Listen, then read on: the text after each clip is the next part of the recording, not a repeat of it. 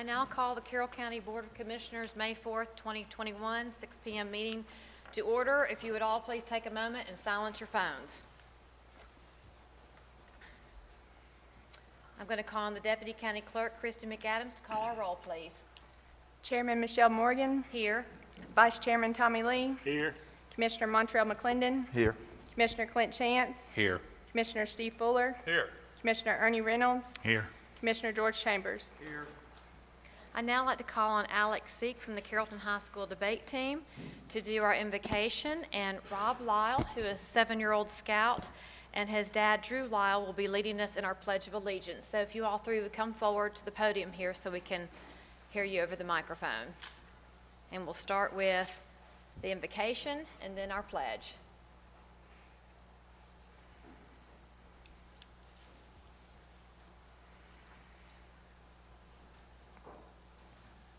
If you will just bow your heads. Dear God, we are so thankful, God, for the opportunity to meet here and gather together. God, thank you for getting us here safe through the weather. God, I pray that this meeting goes smooth, God. I pray that this meeting goes the way you want it to go, God. And I pray that everything that we do after this, God, will be done for your glory and for your name. It's in your name I pray. Amen. Amen.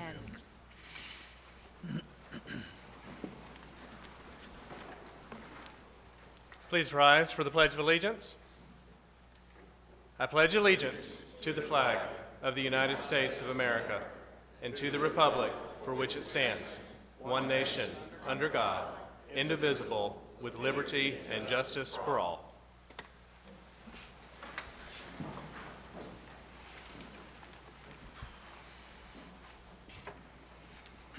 Next, we have the approval of the agenda. Commissioners, I have rearranged the agenda to accommodate all our wonderful guests here tonight. There's nothing newly added. Do I have a motion to approve as presented? Motion. Second. Okay, I have a motion and a second. All those in favor? Any opposed? Great, thank you. You each have had the time to review the April 1st special call commission meeting minutes and the April 19th, 2021 budget work session minutes.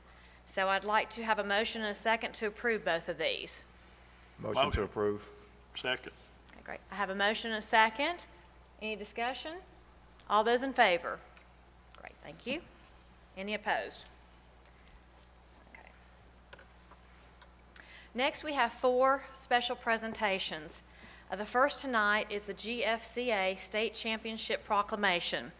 This proclamation is honoring the Carrollton High School debate team for winning 2021 the Gfca State Championship. And it's no surprise to have them back again after a couple of years. Whereas the Carrollton High School debate team once again, demonstrated superior skill in the presentation of logic and persuasiveness by winning the 2021 State Debate Championship, marking the 12th State Debate Championship win in the school's history. And whereas Carrollton High School State Champion Debate Team includes members Olivia Berry, Patrick Brazzini, John Bohannon, Sonny DiMartino, Andy Herndon, Liam Kelly, Javier Lopez Miranda, Scout Malloy, Lyle Penley, Carson Reeves, Maddie Richards, Alex Seek, Kerry York, and Mark Zimmer. And whereas the Carrollton High School State Champion Debate Team is superbly coached, I love that, superbly coached, and by the experienced and resourceful head coach Richard Bracknell, and whereas by their dedication, talent, and hard work, the team and coach of the Carrollton High School Debate Champion Team have brought honor and recognition to the school, city, and our county. Now, therefore, in honor and appreciation for the accomplishments of Carrollton High School debate team and the dedication and support their coach and parents, the Carroll County Board of Commissioners does hereby congratulate and commend the 2021 Carrollton High School State Champion Debate Team for their superior performances and outstanding achievements. In witness thereof, I, Michelle Morgan, Chairman of the Carroll County Board of Commissioners, have hereunto set my hand and caused the seal of Carroll County, Georgia to be affixed to this proclamation on this 4th day of May, 2021. Congratulations, debate team members.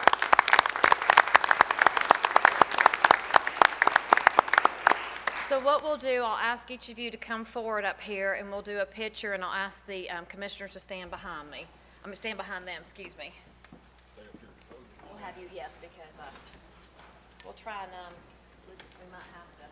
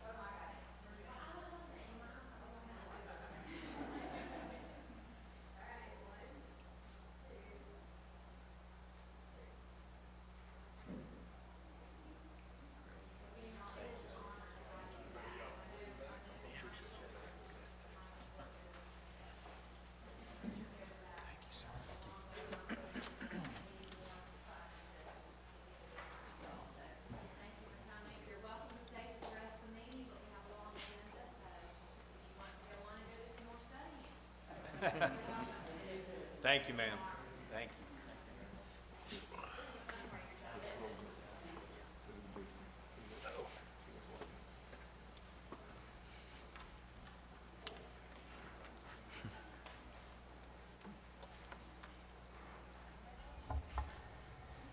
Second on our list tonight is something else very near and dear to my heart is Mental Health Awareness Month. And we have a proclamation for May. I see some of the board members back there. We'll bring y'all forward in just a second. Mental Health Awareness Month 2021.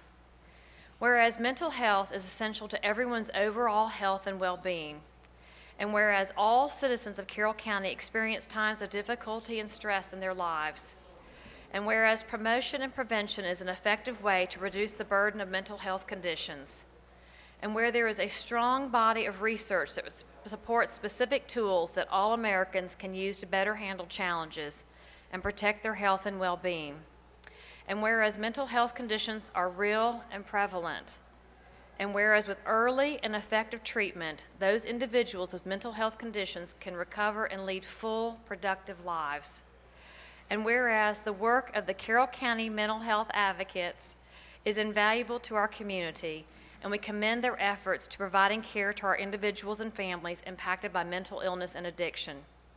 Now, therefore, I, Michelle Morgan, Chairman of the Carroll County Board of Commissioners, do hereby proclaim the month of May 2021 as Mental Health Awareness Month in Carroll County. In witness thereof, I have hereunto set my hand and caused the seal of Carroll County, Georgia, to be affixed to this proclamation on the 4th day of May 2021. So I'd like to ask the members of the Carroll County Mental Health Advocates Board to please come forward.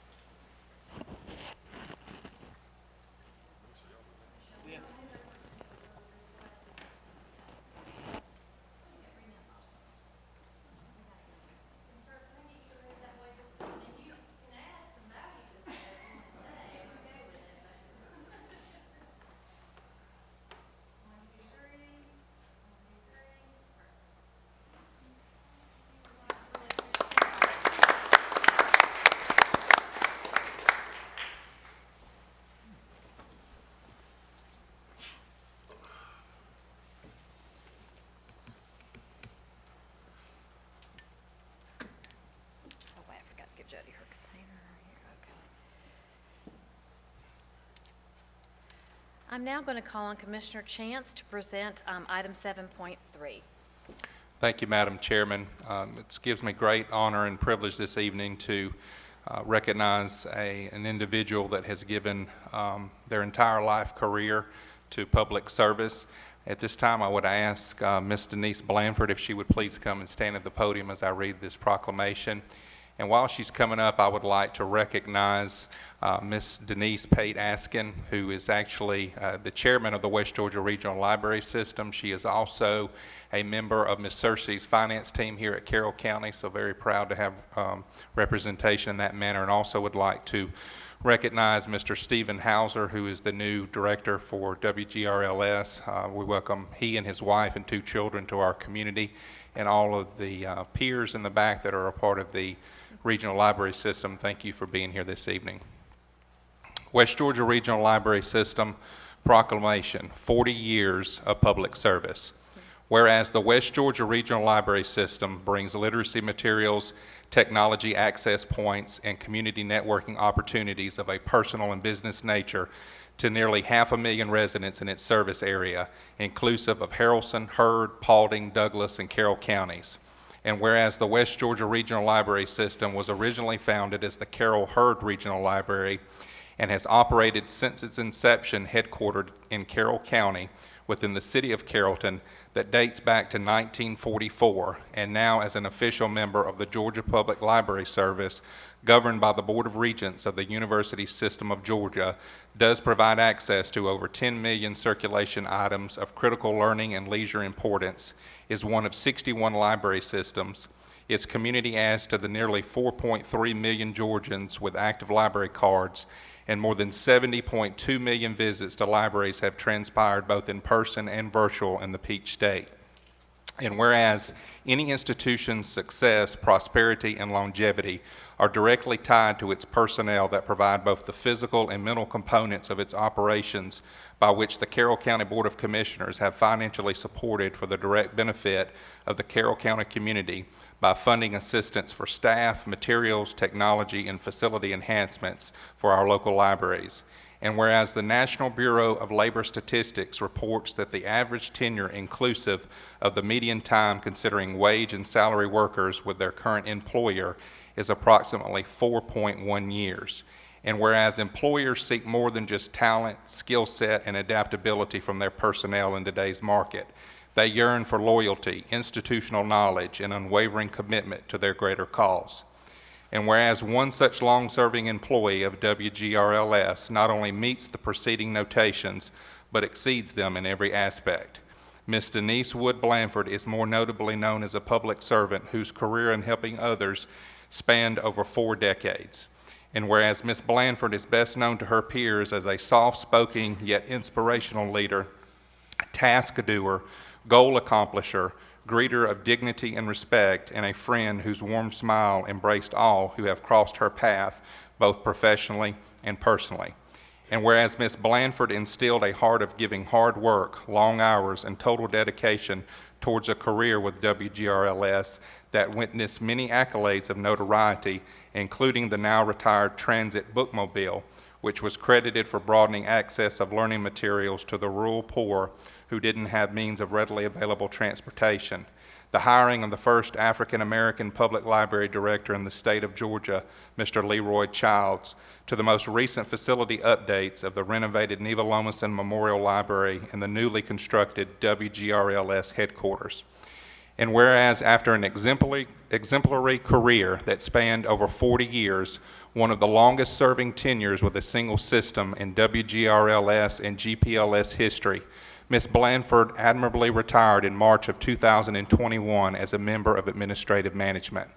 Now therefore, in recognition of a multitude of lifelong accomplishments and in honor of an extraordinary career, the Carroll County Board of Commissioners does hereby congratulate and commend Ms. Denise Wood Blanford on a well-earned retirement after 40 years of public service to our community, and do hereby proclaim her selfless commitment, loyalty, stellar work ethic, and longevity through decades of service as an ambassador that represents all those who have preceded and are yet to come from dedicating their lifelong career to a single institution. In witness whereof, I, Michelle Morgan, Chairman, along with the district representatives comprising the Carroll County Board of Commissioners, do hereby set our mark and affix the official seal of Carroll County, Georgia to this proclamation on this 4th day of May in the year of our Lord, 2021.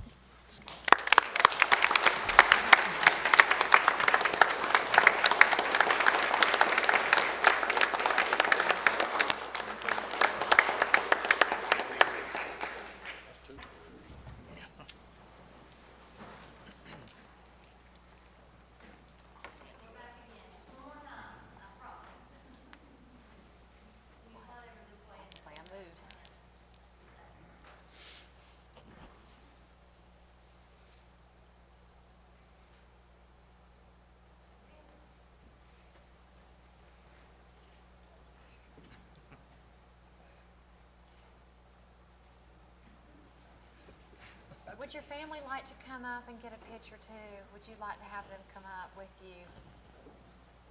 If they're shy, it's okay, but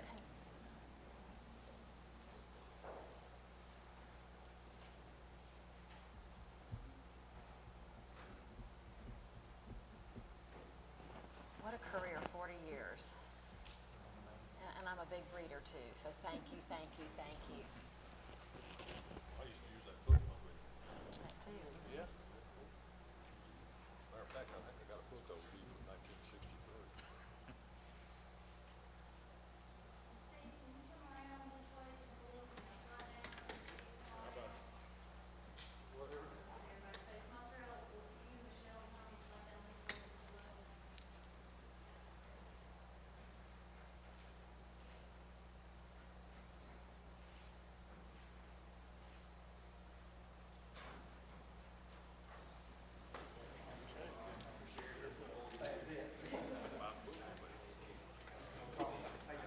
What'd you find here?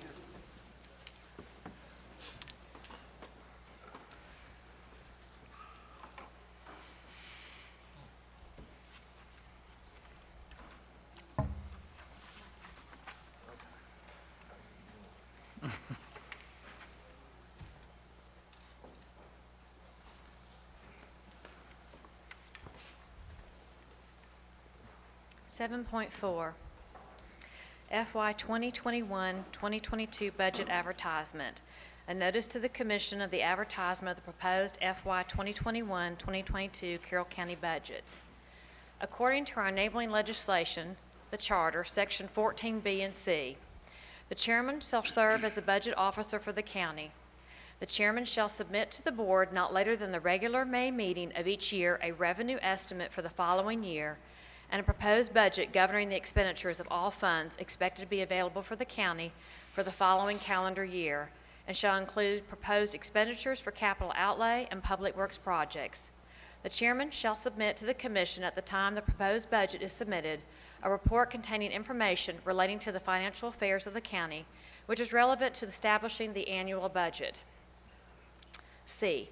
At the time the proposed budget is submitted to the Commission, the Chairman shall cause to be published in the official organ of the Carroll County a copy of the proposed budget along with the public notices required by OCGA 36-81-5E. It shall be the duty of the Commission to hold a meeting at the time and place specified in the notice for the purpose of conducting such public hearing. The Commission shall review the proposed budget at such public hearing and may adopt the same as submitted by the Chairman or make such amendments hereunto as the Commission may deem necessary to maintain the county in sound financial condition. The Commission may continue the hearing on the proposed budget from time to time, but the time of and the place where the hearing is continued shall be publicly announced for the previous hearing. The Commission shall adopt the proposed budget as submitted or as amended by the Commission as the budget for the county for the following calendar year not later than June 30th.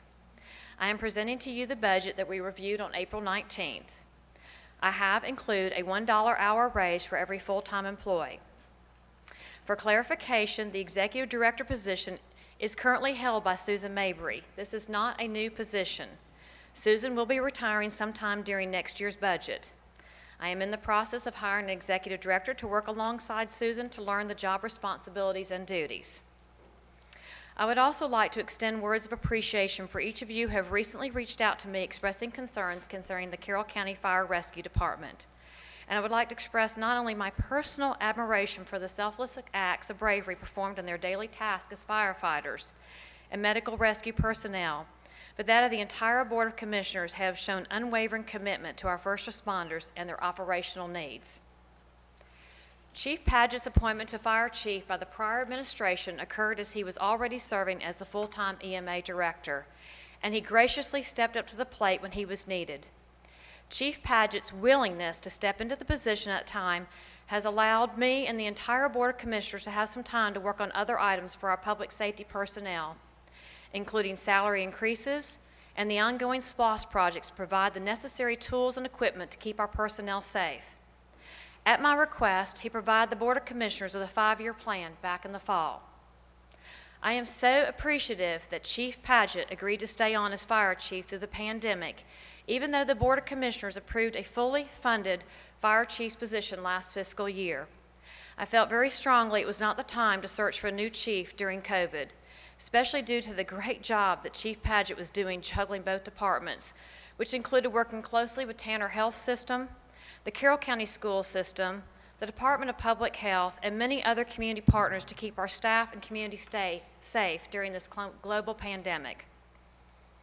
Chief Padgett notified me several months ago that he was ready for the county to transition to a separate fire chief and EMA director model during this next fiscal year.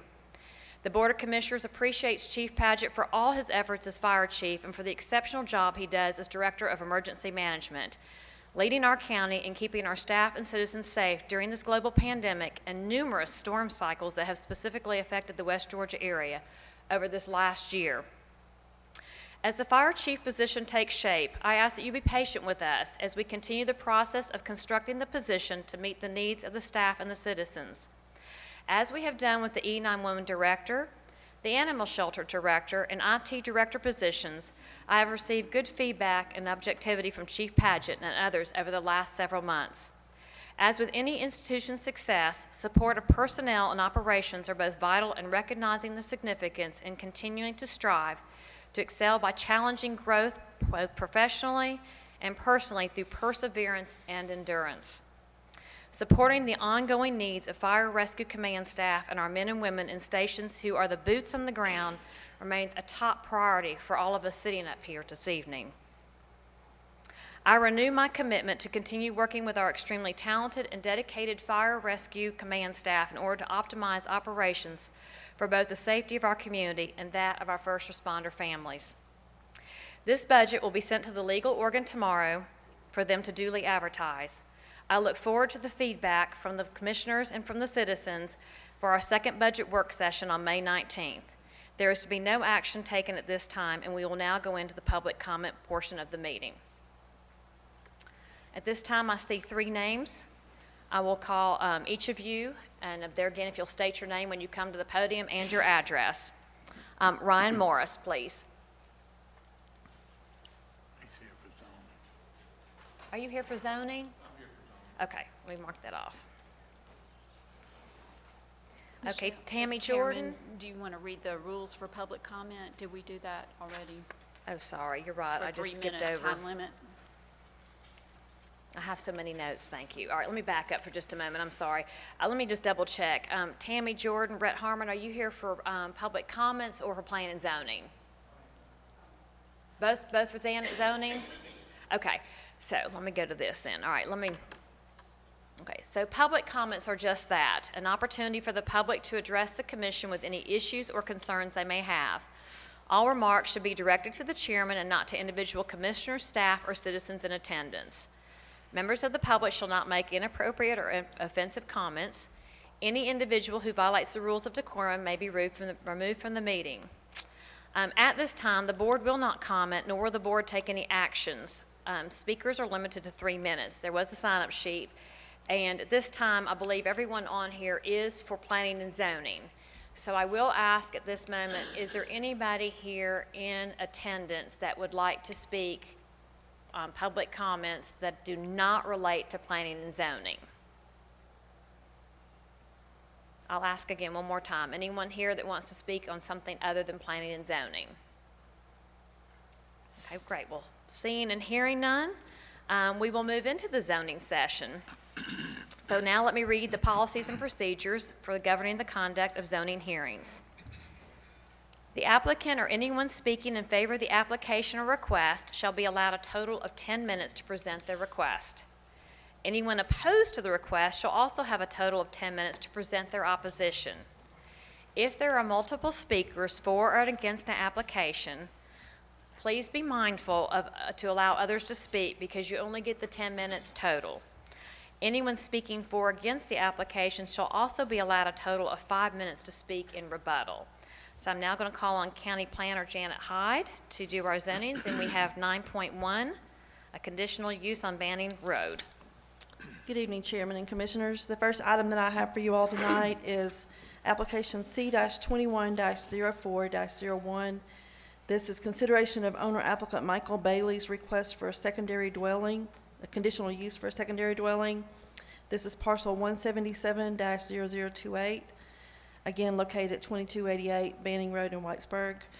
The Baileys are here, and they are asking for a second dwelling for a family member who is sick and needs to live close by. They do have 12 acres, more or less, but they do not wish to split their property at this time, so they would like to add the second dwelling to their property. Mr. and Ms. Bailey?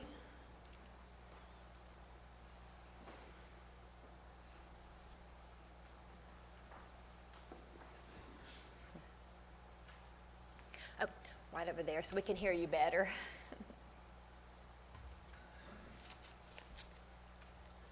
Hello, I'm Michael T. Bailey. This is my wife, Faye. We propose to place a double-wide manufactured home on our property for my wife's sister. They are both, let's say, have health problems. My wife has the worst case of AFib that you've ever seen. She feels every heartbeat and every skip. Her sister has high blood pressure and also is physically challenged, and we would like to get these two sisters close together so that they could spend the rest of their days, because all of us are in our 70s, and so they could spend the rest of their days together so one could look after the other. And like I said, we live at 2288 Banning Road. I sit on a little over 12 and a half acres, and I think we've got plenty of room to place this, I guess, sister-in-law, if the county will permit us so.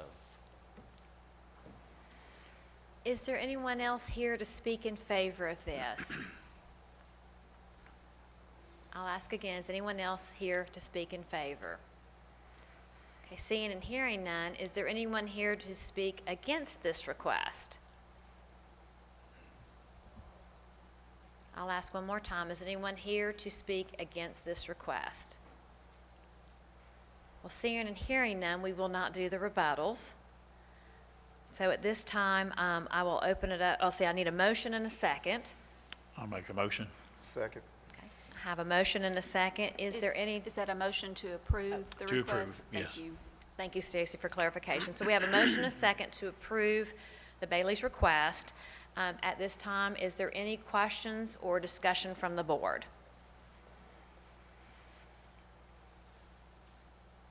Well, seeing and hearing none, I'll call for the vote. All those in favor of granting this request? Any opposed? I believe it was a 7-0. Okay, great. Great, thank you. Thank you both very much, and good you health very to much. you all three.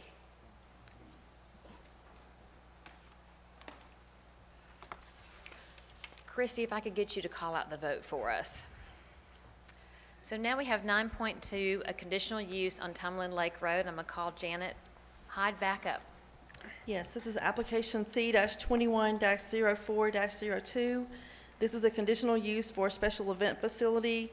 It's parcel 145-0116, located at 555 Tumbling Lake Road. This property is in District 3. The Planning Commission recommended approval, and staff also recommended approval of this application. The applicant has 70 acres. They wish to do a special event venue. They do live on this property as well, and I will let the applicant come forward. My name is Sabrina Estes, and as Ms. Hyde stated, that we have 70 acres on 555 Tumbling Lake Road in Temple, and we would like to add a building to our property so we can host special events. It's mainly for weddings, small. We're not looking to do anything over 150 people. That would be max, and maybe one event a weekend, so maximum of 4 a month. Is there anyone else here to speak in favor of this request? I'll ask again, is anyone else here in favor or speaking for this request? All right, seeing and hearing none, is there anyone here to speak against this request? I'll ask one more time, anyone here to speak against this request? Well, seeing and hearing none, I will just waive the rebuttal. At this time, I'll ask for a motion and a second. Make a motion to approve. Second. Okay, I have a motion and a second. Commissioners, are there any questions for staff or for the applicant? Any discussion? Well, seeing and hearing none, I'll ask for the vote. All those in favor? Any opposed? Vote passed 7-0. Great, thank you. Thank you.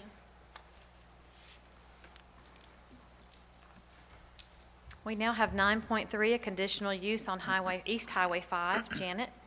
Yes, this is application C-21-04-03. This is a conditional use for a cell tower. This is parcel 140-0152, located at 3277 East Highway 5 in Carrollton. This is Commission District 5. Staff recommended approval of this.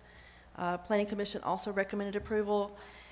This applicant is also going to be applying for a variance for the height of the tower, but you all are just considering the tower itself tonight. The variance application will go to the Board of Appeals this Thursday.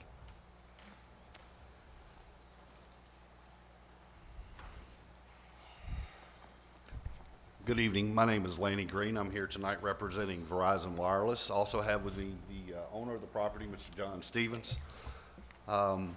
Verizon has a significant gap in service along Highway 5 between Rooteville and Whitesburg. This particular tower will fill in this gap, provide better service along that route, which is, if you're familiar with it, is very, very hilly along the way. It will improve service for in-building and in cars. The proposed tower height is 255 feet, which Ms. Hyde indicated we are seeking a variance to increase it by 105 feet. We will have the facilities located within a 100 by 100 lease area. It will be accessed by a 30-foot wide easement, which will also include our utilities. It will cross a plantation pipeline easement, but we have secured our permit for encroachment within this pipeline. Additionally, plantation pipeline representatives are going to be on site during construction. We meet all the applicable setbacks for this particular tower. We've received our FAA determination for the 255 feet. And additionally, the site has been, will meet all local, state, federal regulations in its design, construction, and operation. And if you have any questions at this time, I'll be glad to address them. Is there anyone else here to speak in favor of this request? I'll ask a second time. Is there anyone else here to speak in favor of this request? All right, seeing and hearing none, is there anyone here to speak against this request? I'll ask a second time. Is anyone here to speak against this request? Seeing and hearing none, I will skip the rebuttal. I will ask for a motion and a second from the board.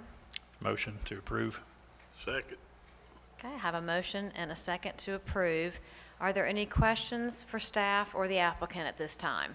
Madam Chair, I have a question for the applicant. I just want to ensure that if there's any upgrades or additional equipment added to the tower in the future, you would be sure to get the proper permits at that time, just to ensure that our tax assessor's office is able to keep up with the proper evaluations on the tower moving forward, and you understand that process. I'm not familiar with that particular process. I can speak with Ms. Hyde about that. Typically, we call that co-location. Let's say AT&T comes along, or, well, now there's really only three. You've got Verizon, AT&T, and now T-Mobile, Sprint. But they could come along and want to add antennas to this particular tower. So I'm not familiar with that aspect of it, but I can, like I said, speak with Ms. Hyde about what we need to do to make sure that's taken care of. And that's all I'm asking is a commitment. There, the equipment on that, if it's upgraded, or like you said, if additional people come along and add, that adds the tax value to the equipment. So just want to make sure anyone, you're getting the application to be able to put the tower up. So. Yes, sir. And, there may be other jurisdictions that do that Verizon handles that I'm not, I don't know that aspect of it. And in doing this for 20 years, you're the first one to say something to me about that, and I'll make sure that they commit to take care of that. Thank you. I have a question. Let me turn that on. What's the reasoning for the additional height? Well, as I stated, we're looking to fill in a gap. There's several towers that surround this, and I included some coverage plots with the application. I'm not sure if you've had a chance to look at that. We actually show the difference in coverage between the allowable 150 feet and the requested 255 feet. And the service area would be much improved, much more expanded for in-building and in-car service. And a lot of it also has to do with the topography and the location of these other towers. To get the maximum, to make it, in a nutshell, to make it work at its best and to serve the public the best, the 255 feet was determined to be the optimal level by the RF engineers.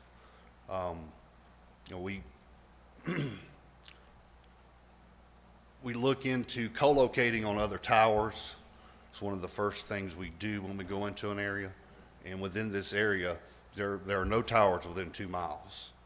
So, this tower will be not only for Verizon, but it'll also be designed for other carriers, like I said, AT&T and T-Mobile. Okay, what kind of lighting you planning on having on it? It'll be, Because I'll be able to see this from my back porch. okay, all right. It'll be I can get you specifics on the lighting. You're not going to put the strobe lights that flash in series down the side of the tower? I cannot speak to the exact technology, Okay, but well, they. I would like to know that, and I'm real, that sort of thing is very annoying. All right. They utilize the most unobtrusive lighting available. And, typically these lights don't impact like they did, 20 years ago. And I can get you details, the exact type of lighting, maybe see if there's a tower nearby that you could possibly go take a look at. Okay. The lighting is for, planes flying over. Oh, I understand. So Yeah. the direction is upwards, and, they, minimize impacting, surrounding properties. Okay, Janet, I'd like to make sure that we get that. Yes, sir. Okay. Make sure you get the lighting. Yeah, I want to know what kind of lighting this tower is going to have on it, because those flashing strobe lights, some of them still have them, and they're very annoying. And I'll work with you and Verizon in making sure, it's acceptable. Okay. I'd like to say we live just about a mile from the Stevens there, and I can attest to the poor phone cell coverage, so it would be nice to have better coverage in that area for sure. Yes, sir. What is the service area then if we do the higher tower? There are sites to the northeast that are about 6 or 7 miles out. There's one about 5 miles southwest in Rookville. The site in Whitesburg is about 6 miles, and then there's one northwest at about 4.7 miles. So we're talking 4 or 5 miles. Right now, that's not saying that there's going to be awesome service between this location all the way to those, where those sites kind of bleed out. It will, kind of go from great in-building to great in-car to having to go outside to use your cell phone. So it's not perfect all the way out. It tapers off, but that's the general location of the existing facilities. And so it would also improve like the McIntosh area for Yes, people sir. using that Yes, sir. park and all. Yeah, okay. That's all I have. Any further questions or discussion? Okay, I'll go ahead and call for the vote. All in favor of this request? Any opposed? Vote passed 7-0. Thank you.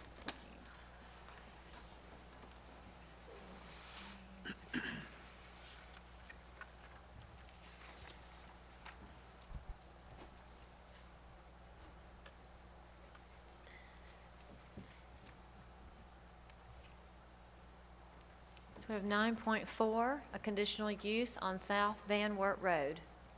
Yes, this is application C-21-04-04. The applicant is Richard and Stephanie Lowen. They are asking for a conditional use for a second dwelling for a family member as well. This is parcel 149-0020. This is in Commission District 6, and the Lowens are present. Planning Commission recommended approval, and staff also recommended approval. Agreed.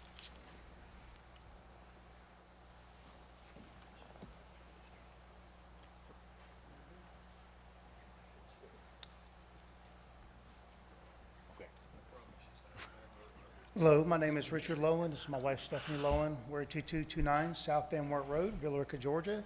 We're requesting this permit. My mom just recently got diagnosed with Alzheimer's, and so we work from home, so it's a lot easier for us to provide the care.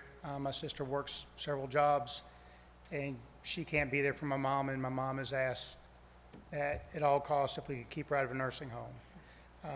But we have 3 children, which makes it very difficult for us to do things with my mom. Sometimes she can have outbursts, and although she's very sweet, sometimes she can be quite mean with this particular disease. So we're just asking that we have a building on the property that we have an engineer that's going to look at, or has looked at, and has told us what we need to do to make it where she could be out there with us. We have a little over 7.5 acres, and the building's located, or you can barely see it from the roadway, so I'd hope that it wouldn't be any kind of disturbance to anybody at all.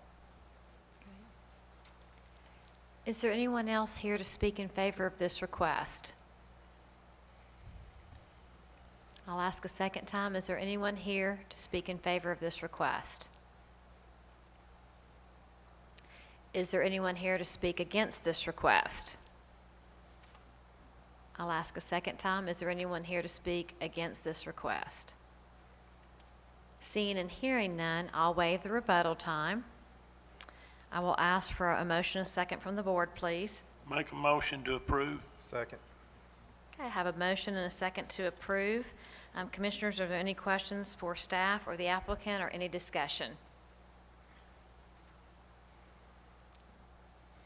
Seeing and hearing none, I'll call for the vote. All those in favor?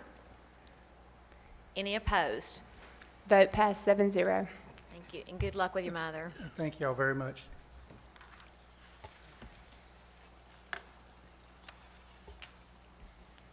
We now have 9.5, a rezoning of 161 Old Camp Church Road. Janet? Yes, this is application Z-21-04-02. This is applicant Scott Singleton's request to rezone property from ag to residential for the purpose of single-family residential. This is parcel 077-0385. This is a remnant of an earlier rezoning that you all did to rezone for a subdivision on Old Camp Church Road. This is 0.6 acres that will be added to that subdivision. So it's kind of a cleanup. Staff recommended approval of this, and Planning Commission also recommended approval. And Mr. Singleton is present.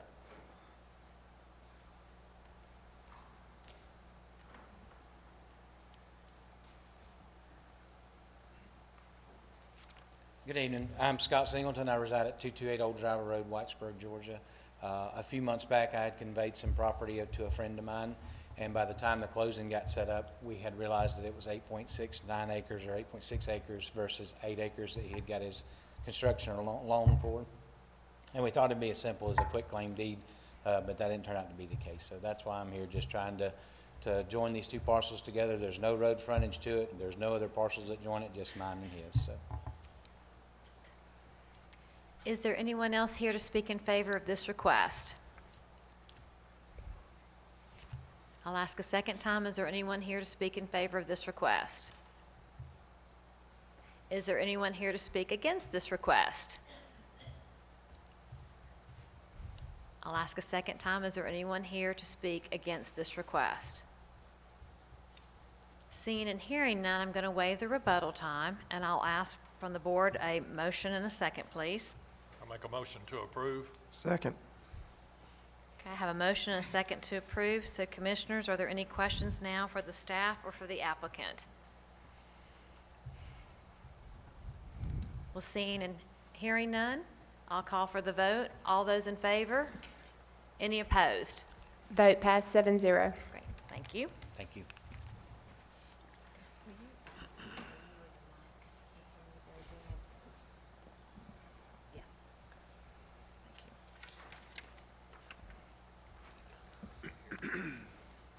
We now have 9.6, a rezoning on Lovell Road. This is case Z-21-04-03. This is applicant Seaburn Construction's request to rezone property from ag to residential for the purpose of single-family residential. This is a little over 6 acres, parcel 125-0604, located at 21 Lovell Road in Temple. This is Commission District 3. Planning Commission recommended denial of this. Staff had also recommended approval of this application. This property on the future land use was designated as industrial, and it was that property that was brought before you all about a year ago. And the Development Authority had an option on that property, and that was one reason that the future land use had been placed as industrial. So now they are asking to rezone to residential, and the applicant is present.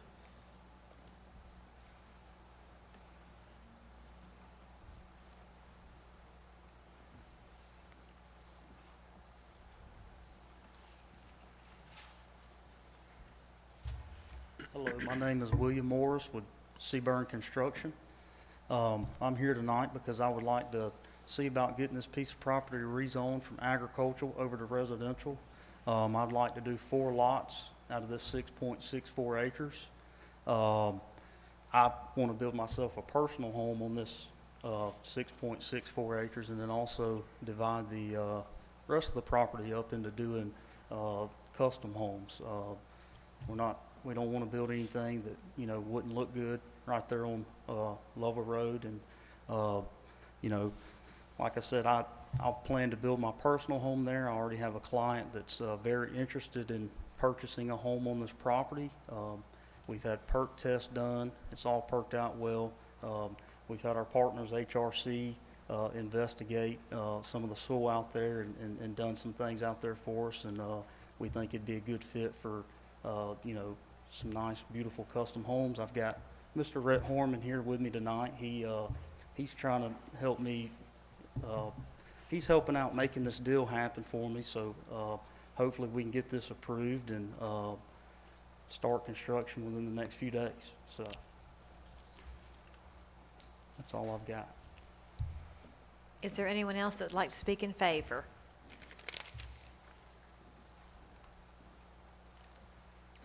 Good evening, Rhett Harmon. I reside at 198 Bohannon Road here in Carrollton, Georgia.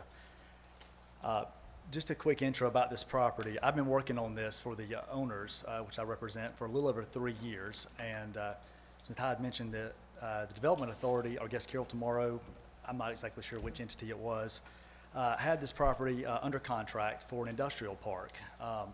And that was part of the 10-year land use plan, I think, that was adopted about 3 years ago.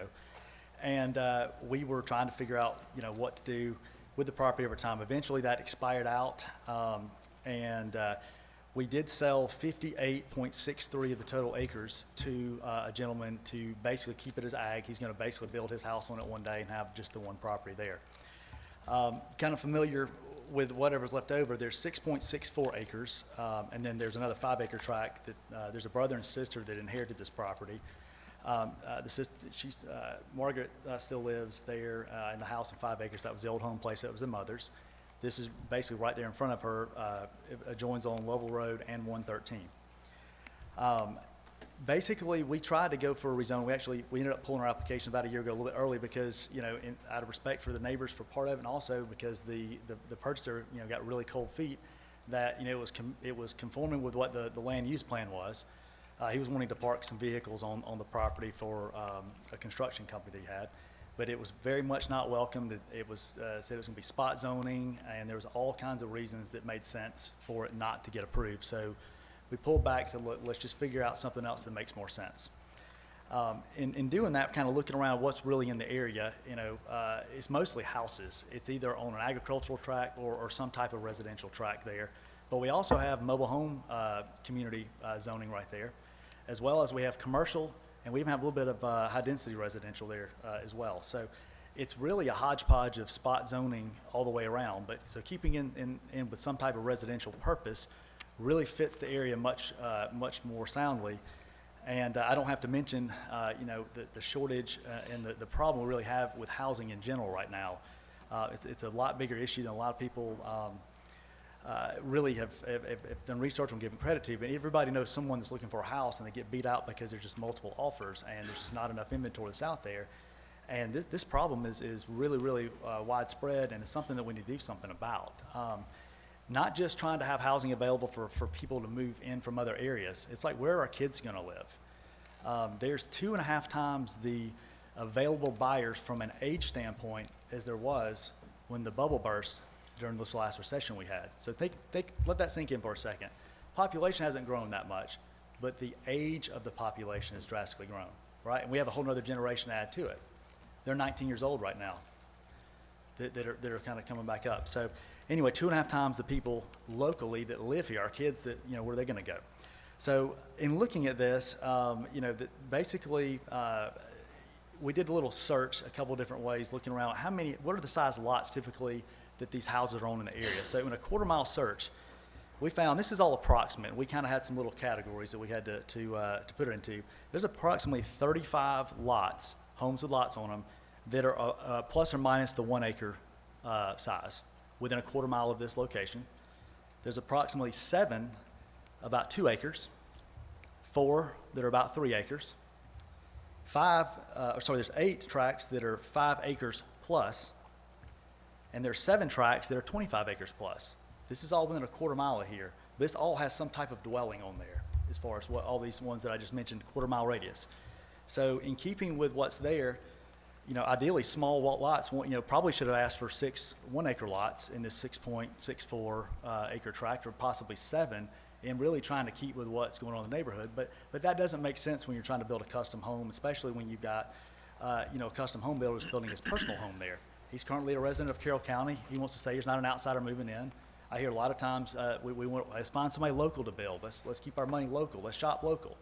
Well, we've got a local guy that lives here in Carroll County that's, you know, going to build this big house, and he's got someone else that wants to have a big house built, and we'll have several others as well if this gets approved with the 4 lots.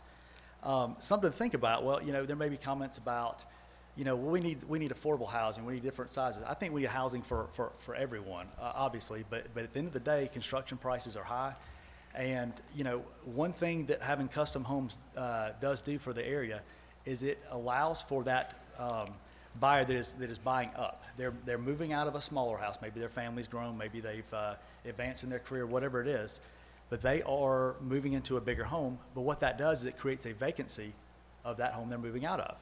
So that vacancy a lot of times is much more needed than the custom home that really was there. But you can't have one without the other, because no one is going to be homeless, and everyone wants to know they've got somewhere to live. So I'm a big proponent for housing. I think that we've got to be smart in the way we do this. This property has ample road frontage. The size lots that were proposed, 2 of them are on Highway 113, and there's I think 9 or 13 right around the road that are less than an acre right on 113, bunch of mobile homes, zoned for mobile home community there. These lots would be 2.1 acres and 2 acres right there on 113. And then the ones that are on level road, one would be 1.3 acres and the other one would be 1.3 acres. That's an extremely large lot for someone that's coming out of a subdivision with a half acre to 3/4 acre lot, maybe even smaller. So not everyone wants to have the 4 acre tract or the 10 acre or the 20 acre.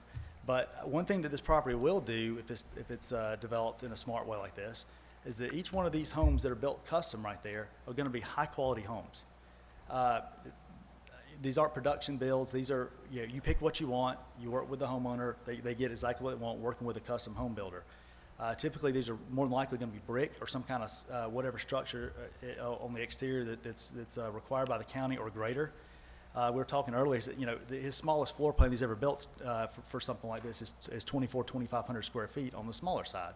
So it's almost double what the minimum requirements for the county are. So if you look at it from a whole, there's a lot of good that can come from trying to put something together in a way where there's ample road frontage. There's already, residential stuff all over the place. You've got commercial across the street. And it seems to be a good fit for what this would be for Carroll County. Thank you. How are we on time? Okay, is there anyone else here to speak in favor? You get 1 hour, 1 minute and 44 seconds. Anyone else to speak in favor?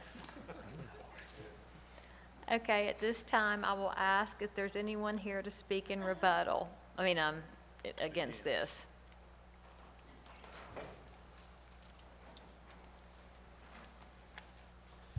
My name is Ryan Morris. I live at 393 Lovell Road. I live approximately 1 mile from this development.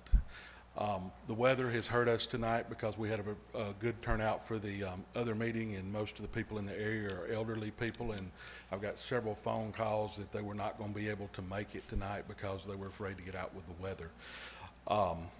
I would not be here if they would split this piece of property in 2 lots, in which would be 3.3 acre lots, which would actually be smaller lots than what is recommended for the area by the future planning. Because most of the property, if you look to the left of this property and all the way out, most of it is agricultural, residential, and it's 4+ acres. They're building a subdivision type atmosphere next to me, which and they're going to be 4 to 7 acre lots. They're spending a lot of money, and they're building very nice houses. So I really want to see it 2 lots, not the small lots, because that's not what y'all spend all the money on the planning for. Also, the traffic on 113 with the 2 driveways is pretty bad. You would have school buses there stopping, I'm sure, to pick up children in that curve. Runoff from this property, I was down there yesterday and stopped at the stop sign and looked at all the runoff that comes off of this property. And it runs into that ditch, it runs straight across the road into Mr. Ashworth's pond, and that dumps straight into the Carrollton City water. There's the gun range is directly across the street within 200 yards. The ambulance service is within 250 yards of where these houses will be built. The ambulance goes in and out 24 hours a day with siren on. I don't foresee large houses selling really well across from a gun range and across from an ambulance service. But I just wish y'all would go with your zoning and recommendations of 4 acre or larger lots, but I would be willing to adapt to the 3.3 acre lots if they're willing to do that. Thank you. Is there anyone else here to speak against?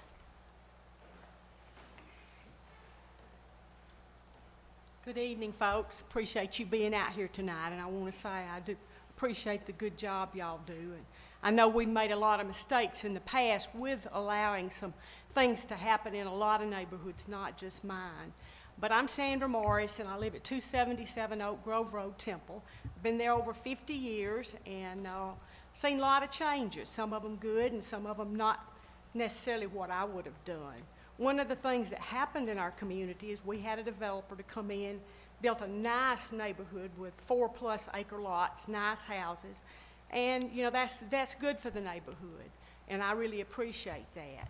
I don't have a problem with smaller houses or smaller lots, but they need to be where they can be on septic tank and not in a rural area where they might cause a problem. Also, this is located across the road from a gun range, which is loud. It's 6 days a week, and it's from early in the morning till late at night. It's also across the road from an ambulance service, and that runs 24 hours a day. I would just appreciate you sticking to what you've adopted as a zoning. Carroll County is rural, and we need to keep it rural. Most of our hearts are rural, and I really would appreciate if you would stick to what you've adopted and just stick to the plan. Thank you. Great.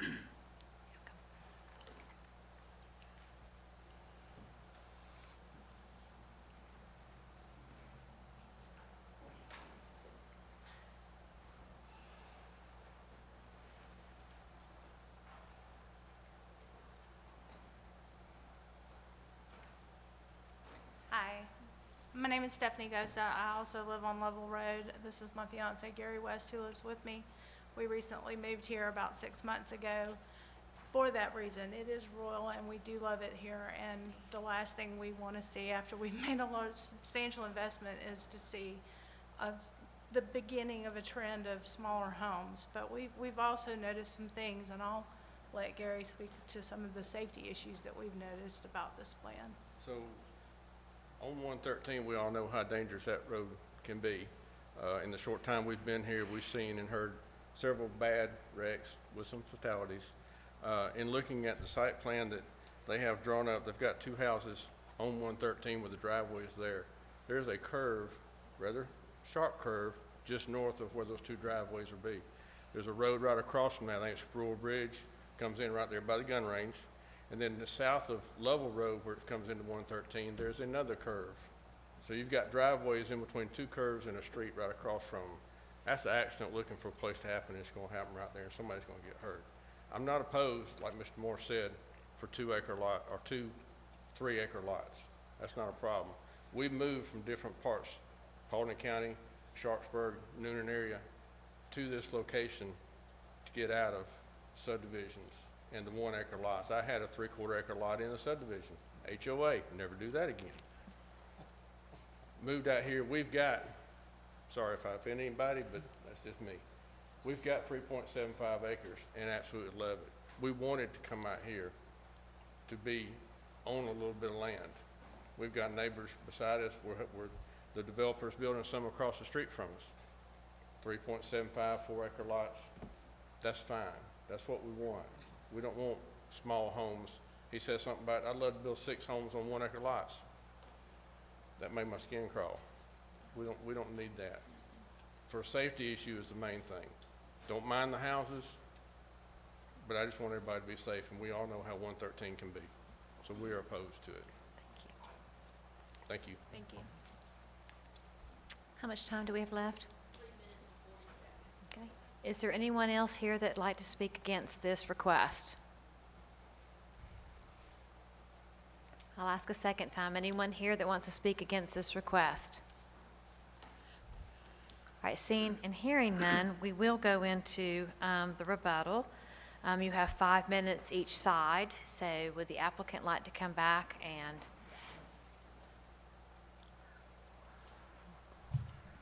So again, I'm William Morris, and I really respect their recommendations. But with the ambulance running up and down 24/7, that makes me excited to move here. Having, you know, a child on the way, I think that's going to be really nice to, you know, knowing that we'll have that help just right across the road. And then as far as the gun range goes, as far as I'm concerned, we're going to give them more business. In a subdivision, we're not building a subdivision here. We're building beautiful, big homes, pretty similar to the ones that the guy's building right up the road from where we're trying to build. In fact, ours are going to be 4-bedroom, 3 baths. I don't know, I think his are 4 and 2.5. So, and then the septic tank, you know, all you need for a septic tank is a 3/4 acre lot. I mean, we're talking two 2-acre lots and two 1.6-acre lots. So we're not trying to build a subdivision. We're not trying to put any kind of small home or anything that, you know, to hurt the value of Lovell Road or 113. We really do want to come in and put quality built homes and like Rhett was saying, there's nowhere, hardly anywhere for your second time. You know, a lot of people can go out and buy these cheaper first-time home buyer homes, but there's hardly any homes out there that, you know, your second and third home. Those are hard to find. A lot of times you have to go and hire a custom builder to come build it on your own land. And what we're trying to do, we're just trying to simply break this up into a few bigger lots and go ahead and put for sale signs up and you know, get people out there. I mean, we've already got one. If we can get this done tonight, we've got a lady that, current resident of Carroll County, that she's going to put her house on the market tomorrow just so she can go ahead and get her name on one of these contracts and move right here to this beautiful area. And then myself, I'm definitely going to be building one here. So we're not trying to build a subdivision. We're just trying to build nice quality homes on bigger lots. That's all we're trying to do. We don't want to cause any problems with the neighbors or with the community or anything like that. We're coming in with custom homes, nice homes on bigger lots. We're not, you know, we're certainly not doing a subdivision, you know. And then, you know, there's houses all up in 113. I mean, I don't see that being too big of a problem. So thank y'all for having us tonight.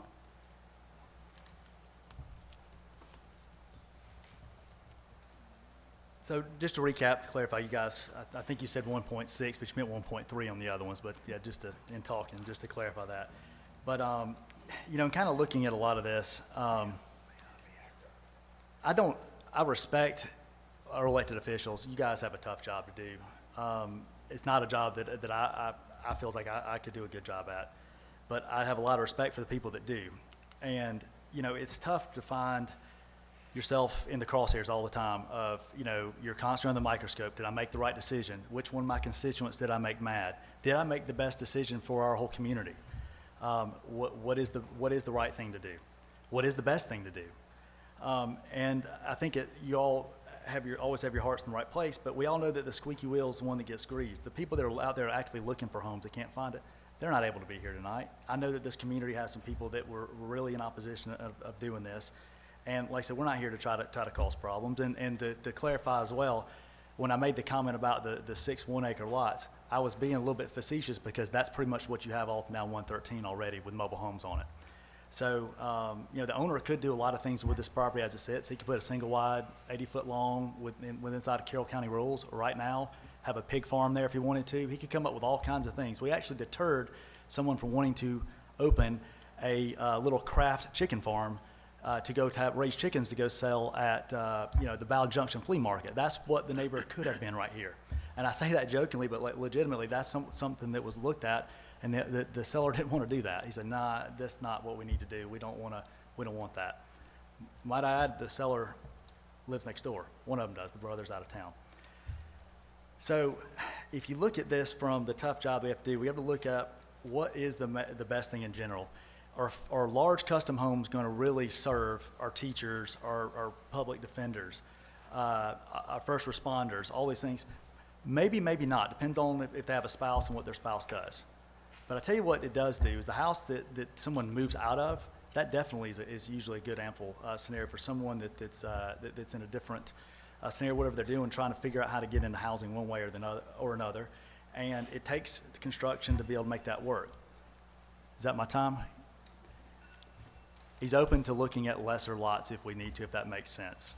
If 2 has to make it work to make the neighbors happy, we will, but it's up to you. Is there anyone here who would like the 5 minutes to speak in rebuttal?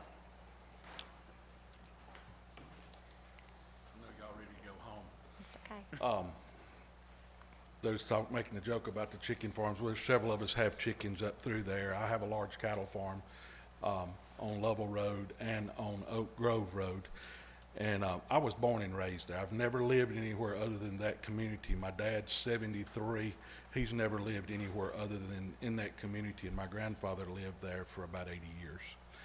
And there's a lot of people in that community that has lived there. There's areas in the community that are designated for these size lots. There's a lot of places, and I'm in business too, and I understand he's in business and he's just trying to make a living. But there's areas in the county that are designated for 1, 2, 3 acre lots. We're just asking that you go with the plan and put these homes in the areas that has been designated for these. But we do appreciate y'all's time, and I just hope we can come to agreement somewhere. Thank you. Is there anyone else here that'd like to speak in rebuttal? That's my son, if you don't know that. But anyway, I just would tell y'all, just because former commissioners made a mistake and allowed some things to happen in our community, don't follow in those tracks. You've adopted something, and let's stick with it now.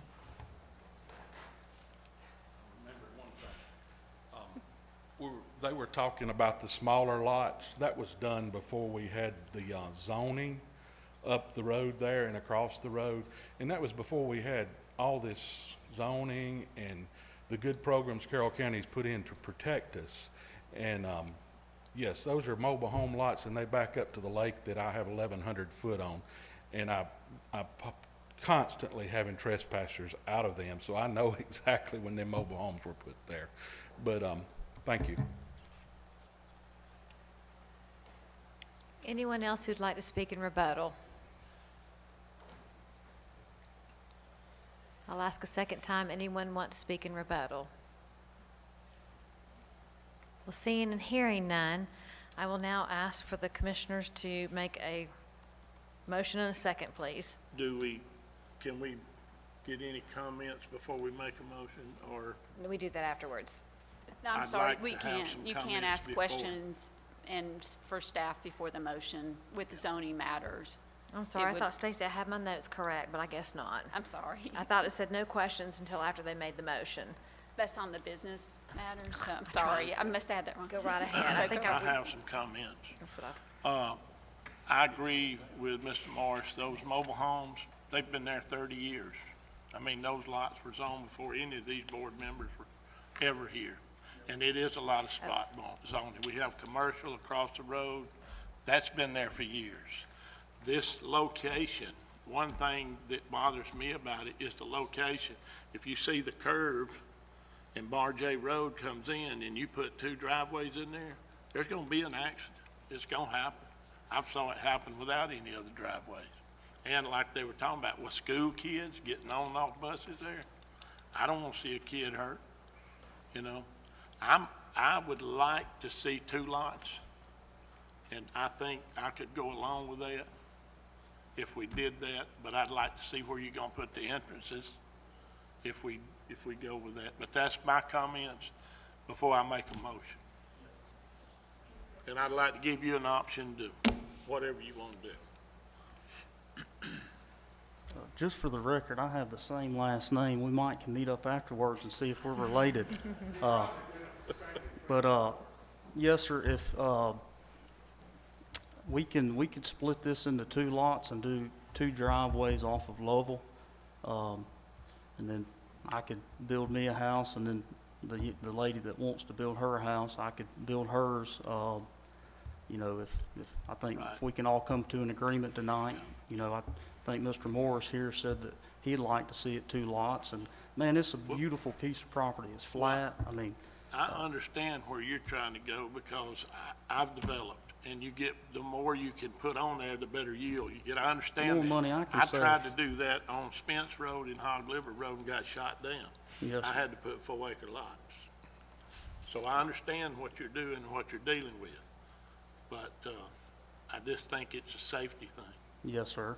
I can get Aaron to draw us up we can make sure we'll make our 2 driveways come off of Lovell Road you know, if y'all can take that into consideration tonight and allowing us to do that, we'd be happy to have HRC redraw that for us, and we'll make sure when we turn in our permit application for our permits on the 2 homes that we submit a HLP and a site plan showing that our 2 driveways do come off level and not 113. Right. I can go with that. I personally can. I don't know about the other guys. Okay.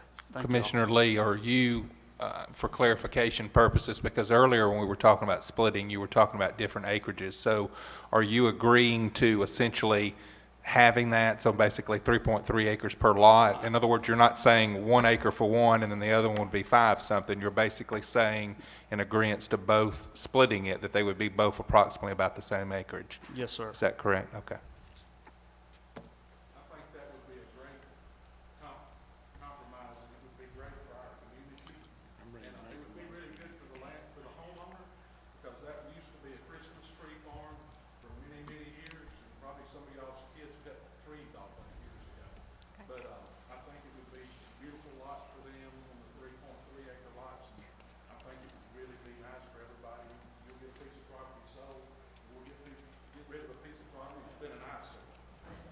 So if I could ask staff to come back to the podium, please. I want to make some clarifications, because I know that if we were to possibly vote this down, they have to wait a whole year. Yeah, we don't That's true. do that. So can we make, if the commissioners want to make a motion to divide it into 2, is that acceptable tonight? Okay, now when we start getting into driveways and things, I'm a little hesitant, because I'm looking at, I don't want to see 2 very skinny lots. Do we need to be addressing that ourselves, or No, should we'll we? make sure that it meets all the regulations for subdividing property. So like if one was on Lowell and Level and one was at 113, I don't, do we want to get that, I'm asking, is that? I don't think you want one off of 113 at that location. Okay, I just want to make sure how detailed you want us to get or not Right. get, so we don't lock you back in again. I need y'all to come to the microphone, because the room is so big and people watching, and I know, like you said, a lot of the neighbors. So I was wanting staff to kind of give me a little direction on that personally.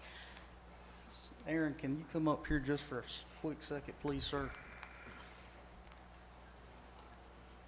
We're gonna have, I want him to correct me if I'm wrong, but if we do the 2 driveways, we meet the road frontage, which is 200 feet off of level, which is, we exceed, we'll have 200 and 200, and that's what we need. That's correct.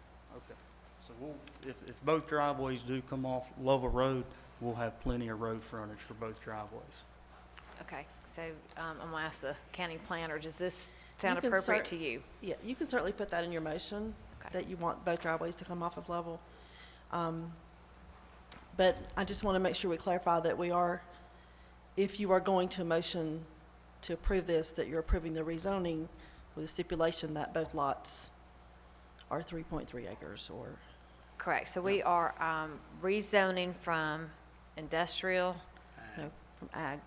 from ag into residential, but the 2 lots have to stay as close to 3.3 each.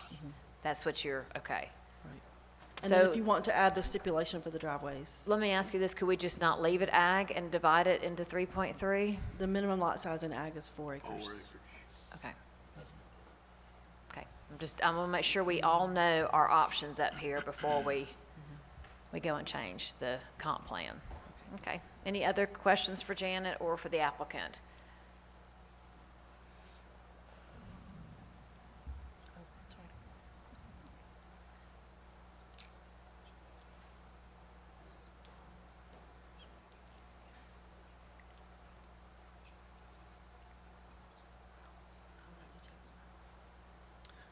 So I was discussing that with Janet. So the condition potentially is to subdivide this into 2, and Aaron McCullough, HRC Engineers and Land Surveyors, sorry about that, is to subdivide into 2 lots with 3.3 acres. Because it is a little bit of an odd geometry on the lot, might be a little uncomfortable with the specific number of 3.3 acres and would like a little flexibility on that. So in order to achieve that, maybe a condition or stipulation to have any lots being a minimum of 3 acres of those two. So that gives us a little bit of flexibility in the geometry and the planning of these 2 lots. So thank you for that consideration. Okay, if there's no further questions, we will have time for questions and discussion again. I'll ask if there's a motion and a second. Make a motion to approve the zoning with the lots being no less than 3 acres each and the driveways coming off a lovable road. Second. Okay, I have a motion and a second. So at this time, I can ask again if there's any more questions or any discussion. All right, well, seeing and hearing none, I'll call for the vote. All those in favor of rezoning to residential with the lots, 2 lots being no smaller than 3 acres and both driveways on level road. Any opposed? Vote passed 7-0. Okay, great. Thank you. Thank you all for working together this evening. Thank you. We now have 9.7, a rezoning on South Highway 27. I'm going to call Janet back up, please. The last zoning item that I have for you all tonight is item Z-21-04-04. This is owner applicant Art Garcia and the Purpose Center of West Georgia's request to rezone from commercial to agricultural. There's some discrepancy in the paperwork about what they are rezoning to. I did confirm that we did advertise ag and their application does say ag. So they're asking to rezone from commercial to agricultural. This is for the purpose of single-family residential. This is parcel 091-0103 and 091-0395. It's a total of 7.37 acres. Staff recommended approval and Planning Commission also recommended approval. This applicant is wanting to live on this property, and it is, of course, zoned commercial, and it has had a business there in the past. And the applicant is present.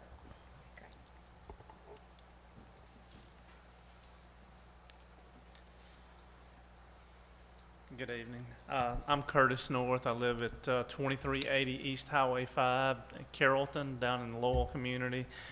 And I represent Pastor Art Garcia and his wife Linda. They, for the past 7 or 8 years, ran what was called the Purpose Center of West Georgia, located at this property. They have recently closed it down, retired, moved to Florida, which they're going to open a similar thing in Florida.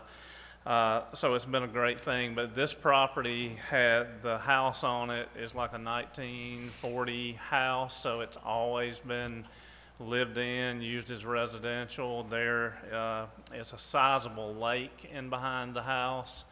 There also, when you're coming down 27, there's a guardrail because it drops off 10 or 12 feet. So there's really nothing about this property that is conducive for commercial.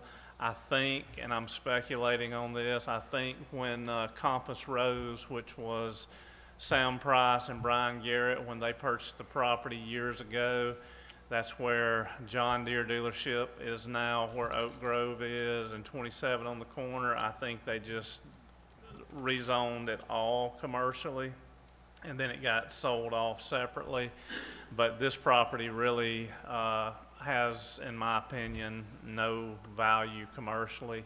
So we're just wanting to put it back to agricultural because whomever buys it is going to live there for residents. They're not going to use it commercially. So for tax purposes, loan purposes, the whole 9 yards, that's why we're trying to get it rezoned back to agricultural. Is there anyone else here to speak in favor of this request?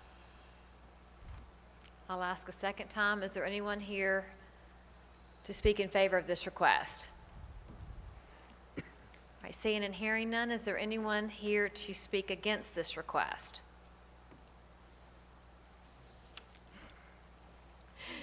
I'll ask again a second time. Is there anyone here to speak against this request? Seeing and hearing none, we'll skip the rebuttal, and I'll ask for a motion from the board. I'll make a motion to approve. Second. I have a motion and a second. Is there any discussion or questions for staff or the applicant? Seeing and hearing none, I'll ask for the vote. All those in favor? Any opposed? Vote passed 7-0. Great, thank you. Now we're going to move on to the consent agenda.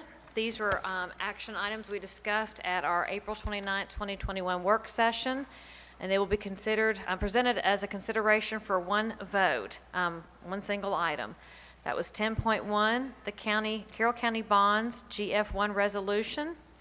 10.2, the Magistrate Court Building, a roof and HVAC renovations. 10.3, Public Works asphalt spreader. 10.4, the Ag Ed Center electrical work. 10.5, the appointment to the Western Area Regional Radio System Authority.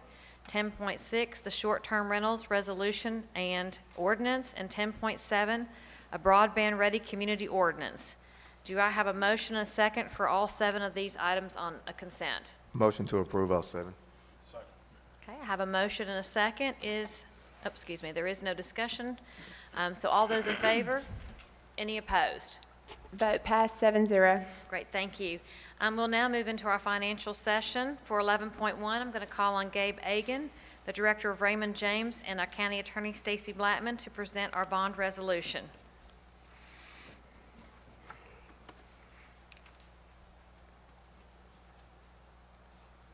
Thank you, Madam Chair and Commissioners. If we might also invite our bond counsel up to introduce them as well. We have Roger Murray and Tommy Ratchford with our bond lawyers. They served the county before. They're with Murray, Barnes, and Finister. And if I might let Gabe give the good news about the pricing today first. Thank you, Stacy. Thanks, Madam Chair and members of the board. Good to be back here again. I know on Thursday we walked through a lot of the information about this bond financing and the sales tax projections. I'll go through this. So some of this you've seen already just last Thursday, some of the sales tax projections and so forth. But just to hit the highlights, you know, we went to market today and we priced your bond issue, the $40 million general obligation sales tax bonds. These were the bonds that were approved by voters with the sales tax renewal March 16th. And had a really excellent day. Probably the lowest rate on a 6-year deal I've done, certainly one of, if not the. But we had $166 million in total orders, so your bond issue was very well received. That allowed us to reduce the interest rate a little bit from what we originally went out to market with. So I'll just hit the highlights here. So the bond issue will close on May 18th, so 2 weeks from today, and we'll wire the money to the project fund account on that date. The arbitrage yield, which is the fancy word to say the average interest rate on the bonds, is 0.47%. So the investors are willing to take 0.47% on average to own your bonds. So I know we talked a lot about your bond rating on Thursday, so the AA2, the AA ratings certainly gave a lot of investors comfort in your credit, and we had some really marquee names come in to buy your bonds. So we had a lot of large institutional buyers. We had $1.5 million of retail orders, just individuals wanting to buy your bonds. So a good mix of different participants. Okay, this just shows you where the funds are going and the interest rate. So the year one bond had a 0.1% yield. The 27 bond has a little bit higher, the 0.66. So the investors require a slightly higher yield to go out longer on that. So that the all-inclusive rate with all the rating agencies and underwriting, legal fees, the 0.78. So I know we're talking about getting under 1%. So certainly well below 1% there. The amount to the project fund, and we talked about bond premium on Thursday, so you're actually getting a little bit more than $40 million because of the bond premium, the higher coupons and the yield. So $45.685 million will be available to the project fund. As we discussed, Carroll County is getting 90% of this for its projects, and Villa Rica is participating in 10%. So they'll get 10% of the money at closing, but they'll also pay the debt back, from their share of the sales tax. So mentioned the $166 million in orders allowed us to drop the interest rates between 2 and 7 basis points in various maturities. So that the average reduction was about 5 basis points. I think we were when we were here Thursday, we had a pretty good idea where we thought it was going to price, but we were about 5 basis points lower than that. Here's the repayment schedule. We had estimates in the presentation on Thursday, so this is a little bit better. We covered the sales tax numbers. I noticed we discussed, we're really pleasantly surprised with how well things have been going this year with the pandemic, and sales tax has actually been up remarkably strong here. So you definitely have plenty of room to cover this debt. At zero growth, countywide, we collect about $131 million. And here's the chart we put together, updated with the repayment numbers here. So you got plenty of cushion to cover this debt, a very conservative plan of borrowing here to help do some of your projects up front. And then just some updated interest rate charts. Really just here to answer questions. I know we discussed a lot on Thursday, just the good work that Alicia and Stacy and all your staff and chairman have been putting in this with the rating agencies and putting the disclosure together. But that's all I have unless there's any questions. Roger Murray, our bond attorney, is here and has the resolution that will be considered, the bond resolution, if you want to speak a minute about that. Evening. Yeah, Stacy and Tommy and I prepared the bond resolution, and basically, if you're all okay with it, we'd ask that you would adopt the bond resolution, and that authorizes the issuance of the bonds at the interest rate Gabe just set forth, and the execution of a number of documents, including the bond purchase agreement, and that's the agreement that the county enters into with Gabe's firm. You basically sell the bonds to him, and he turns around and sells them to the investors. So that's all I have, unless you have any questions for me. I'll entertain a motion and a second at this time. A motion to approve the bond rates that have been presented in the package. Second. I didn't forget your question. I've asked Moody's, by the way. So. Okay, I have a motion and a second. Is there any other questions for our attorneys and our bond group over there? Any discussion? Well, seeing and hearing none, I'll call for the vote. All those in favor? Any opposed? Vote passed 7-0. Great. Thank you guys for all your hard work on this. Thank you for letting us work with you. We appreciate it. Thank you.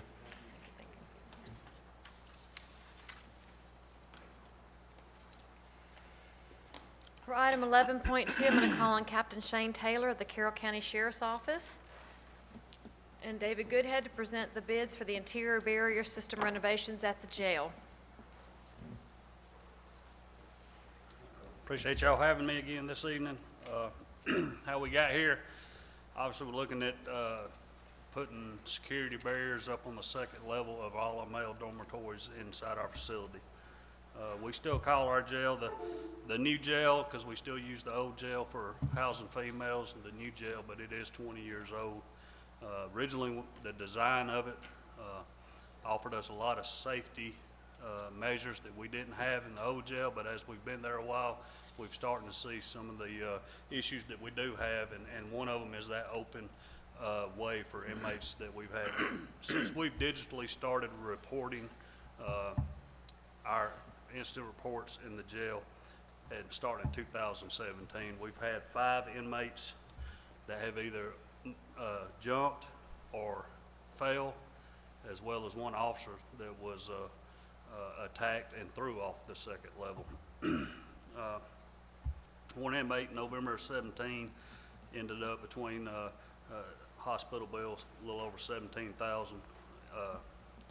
Another inmate, 2017, the officers was actually there when he jumped and was able to hold him and probably helped save his life and definitely controlled the extent of his injuries. So we only spent $4,300 on him. Had another incident in 2 incidents in March 2018. 1 inmate, $49,000 worth of medical bills between local and Grady services. Another inmate, fortunately, that we were housing for Heard County, it was their responsibility, that intentionally jumped off and The only thing we know about, because they immediately let him out, OR bonded him on his charge, was the $52,000 life flight bill at Grady. He had spent an additional 2 weeks in Grady, but again, fortunately, he was not our inmate. September 2020, we had an inmate fall upstairs and then roll off, unable to catch himself, and he was roughly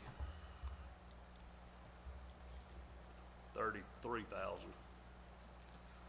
And then we had our officer who was attacked, thrown off, and so far that's around 69,000. So we've just since 2017 we've spent around 224,677, and this is again just on the bills that we've received, that we've paid out. This doesn't really count the 2 weeks of sending deputies up to Grady to sit on the one inmate from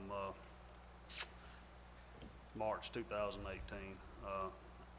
So, and the other inmates when they're in local hospitals. So this is just, it's luckily no one's lost their life and no one has intentionally, no inmates have died yet, but it is I feel a matter of time. As y'all all know, the sheriff's not just the chief law enforcement officer of the county, he's also the chief jailer of the county. So that means not only are we responsible for safety and security of the public, but we're also responsible for the safety and security of these inmates, any visitors that come out there, as well as our staff. So I appreciate y'all hearing it. Y'all have always, done right by us. This is a very costly project, but one that needs to be done. And this is just not an issue in Carroll County. This is pretty much all jails, or a lot of jails in the state that went with this modular design pod jail system that we went with in the late 90s, early 2000s. They're going back and they're seeing these same issues. COVID's been good and bad. It's been good in that it helped us get our inmate numbers down. It's been bad in that some of the courts aren't being able to proceed in jury trials. We currently have around 11 individuals that are accused of murder that are in there daily. We average around 1 to 2 inmate fights a week. A lot of those are severe. Fortunately, none resulted in anybody getting thrown off yet. We've had a couple of close calls, even had one this weekend where they were fighting upstairs and both slipping and sliding to keep from getting pushed off. It's a very real danger, and I appreciate y'all taking the time to listen to us and look at this project. Great. I'll entertain a motion and a second. I make a motion to approve. Second. Okay, I have a motion and a second. Is there, in favor of this, is there any discussion or any more questions for Captain Taylor or for Mr. Goodhead? Mr. Goodhead, on Thursday, as I stated several times during my comments, I was very supportive of this project, know it's needed in a timely manner, and I know that we had talked out loud about several things, that none of us liked the fact that only one bid came in. But it's my understanding, I think we've double checked, even though the process doesn't allow us to call people and say, hey, why didn't you bid? We've double checked ourselves internally just to make sure there was no immediate red flags of why we thought there would be a reason why more than one person didn't bid. I mean, we feel like we sent out a sound RFP process, correct? I agree. The RFP was sound, it was legal, and it was done right. So, and I'm comfortable with where we're at. Do I like it? No, but I'm comfortable with where we're at. Yes, sir. So obviously we would have the option if we wanted to throw the bid out and rebid it, but when we take in all the considerations that we talked about on Thursday, the construction climate is very hot and active right now. This is somewhat of a specialty installation, so to speak, as far as you were saying, the company that builds these, I guess, modular pieces that go in, they won't allow just any company to come in and install them. We could have no bids, or we could rebid it and we could have 10 people bid, but to me, looking at the risk, I think it's probably, and I can only speak for myself, it's probably best to try to move forward considering the time-sensitive nature of it. My point in asking the questions Thursday was internally to ensure, before we expend these taxpayer dollars, that we looked at everything and took a double take just to make sure that there was nothing glaring at us. And it sounds like, and I'll let you speak, but it sounds like we've done that. As I said on Thursday, I think none of us really like the number, but in the escalation and the scales that we have today, material is not getting any less. As we all know, the metals are a little crazy right now in our industry, and I'm afraid if you put it out, it's gonna go higher. So, can't tell you that, but it is a specialty trade. There's very few people that do cane wall systems in an active jail. I mean, that's the other part I want everybody to understand. This is an active jail that we have to deal with the contraband of the in and out to help this man. We're moving inmates. It is a very slow, long process. It is not something we can do really, really quick. So that's part of cost that you're going to have, is because you got to constantly be moving people around and staging. But your team did a great job soliciting it, getting a hold of it, quantifying it, and doing what they could do. Thank you. Yes, sir. Have to deal with the employees of the contractor also. I understand that because they have to have background checks. That's correct. Everybody that comes in here will have to be fingerprinted and background. I don't know if he does it on a day-to-day basis, so you're not dealing with the average person that can come and work inside this facility. I have done a lot where they've actually been arrested because they didn't know they had warrants out for them when they came to work. So I've had a few had a bad day when they showed up at the sheriff's office and got fingerprinted and they got handcuffed, so. I had that happen at the airport. Oh, did you? Used to That's send exactly them where it would have background, happened. They call, well, hey, they taking me to jail. I told you, dummy. Yeah, you go fingerprint and they have a warrant, they're gone. So it's very, very exclusive when you start getting inside one of these. And I will also agree with the captain. I'm seeing this in other counties. So it is a problem in our society right Well, now. that's a no-brainer, really. I mean, you know. Protect your people. Yeah. Your people are your assets. I worry about the officers, you know. As I tell people, they are sentenced every day. They get to go home. These guys have to work inside these bars every single day, so. Hard enough job as it is. I wouldn't want to do it, sir. I wouldn't do it. I thank them for what they do. Yeah. Well, I have a motion and a second. There's not any further discussion. I'll call for the vote. All those in favor of the jail barrier system? Any opposed? Vote passed 7-0. Thank you. Thank you. Good question. Now we're going to move into the business session. 12.1 is appointment to the Community Development Appeals Board. I'm going to call on myself, District 1, 3, and 5. I will reappoint Peggy Irwin to continue serving as the at-large member. Commissioner McClendon? I will reappoint Bruce Kirby. Okay. District 3? I spoke with Kim Patricia. Hagan. Excuse me. District 3, Kim I'm going to Hagan. reappoint Kim Hagan. Okay. And District 5? I spoke with Patricia Whatley, and she would like to be reappointed, and I agree with that, so I'm going to reappoint Patricia Whatley. Great. Okay. I am. Excuse me, Janet, is that correct on the members? Is it for District 3, is it Karen Curtis or Kim Hagan? Oh, on this excuse one? me, Karen Curtis. I'm sorry. Kim's on the board. I'm sorry. I Okay. apologize. So I'll make a motion that I will appoint Peggy Irwin to continuing to serve as the at-large member, that Commissioner McClendon is going to reappoint Bruce Curtis, that's what I thought. Kirby, excuse me, also I got confused myself. Bruce Kirby. Commissioner Lee is going to reappoint Karen Curtis, and Commissioner Reynolds is going to reappoint Patricia Whatley, all to the Community Development Appeals Board. Do I have a second? Second. Great. I have a motion and a second. Is there any further questions or discussion? Seeing and hearing none, all those in favor? Any opposed? Vote passed 7-0. 12.2 is appointments to the Planning and Zoning Commission. I'm going to call on myself, District 1, 3, 5, and 6. I would like to go ahead and reappoint Donna Lackey. Commissioner McClendon? Reappoint Deidre Wilson. Commissioner Lee? I'd like to reappoint Kim Hagan. Commissioner Reynolds? I'd like to appoint Paul Dement.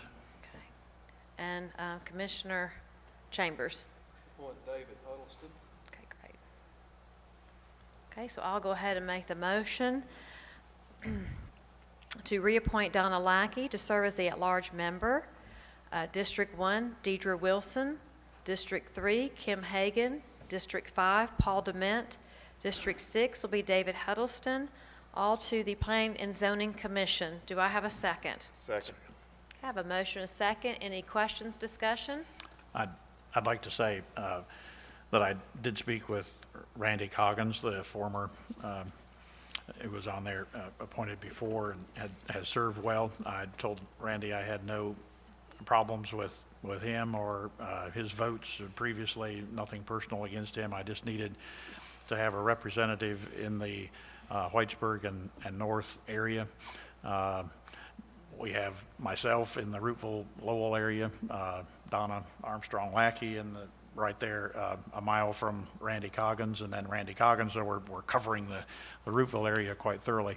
Paul Dement lives just north of Whitesburg on Banning Road, and I would like to let my constituents know that we are not giving up any commitment to agriculture or the rural lifestyle and preservation of land. Paul has over 600 acres, nearly 700, and is just buying some more acreage up there and has put that all in a perpetual conservation easement, so he's very aware and very supportive of keeping District 5 agriculture and the rural lifestyle that we all enjoy. He believes in following our current approved land use plan. He's a graduate of Auburn University, and he served as expert witness in construction litigation, and I feel very fortunate to be able to appoint him. Great. I have a motion and a second. If there's no further discussion, I'll call for the vote. All those in favor? Any opposed? Vote passed 7-0. Great, thank you. I'm sorry about the Auburn University. Don't get me started. Okay, for item 12.3, nominees to the Carroll City County Hospital Authority. The City of Carrollton made provisions to the letter that we approved at our last meeting due to some conflicts with their nominees. You all have a copy of the revised letter that the City of Carrollton approved at their meeting last night, so I will make a motion to approve. I'd like a second, please. Second. I have a motion and a second. Is there any further discussion or questions on this? Seeing and hearing none, I'll call for the vote. All those in favor? Any opposed? Vote passed 7-0. Great, thank you. Item 12.4 is a consideration to abandon a portion of Carl Jordan Place. At this time, I'm going to open the public hearing for comments. And we go back to, let's see, wait a minute. I want to make sure I've got my notes correct. Is this the policy and procedure notes, the 10 and 5 minutes again, or is this just the 3 minutes? Just call for anyone who wants to speak. All right. So at this time, is there anyone here to speak on the resolution of the Carl Jordan Place abandonment? Anyone here to speak in favor or against? I'll ask a second time. Anyone here to speak in favor or against? Seeing and hearing none, I'm now going to call for a motion and a second. Motion Okay, what's your motion for? to approve. Okay, so I have a motion and a second to approve the Carl Jordan Place abandonment. Okay. Is there any further questions or any discussion? All right, seeing and hearing none, I'm going to call for the vote. All those in favor? Any opposed? Vote passed 7-0. Okay, 12.5, a consideration of amendment to the Carroll County Comprehensive Plan regarding broadband services. At this time, I will open the public hearing again. Is there anyone here that would like to speak in favor or against the broadband service ordinance?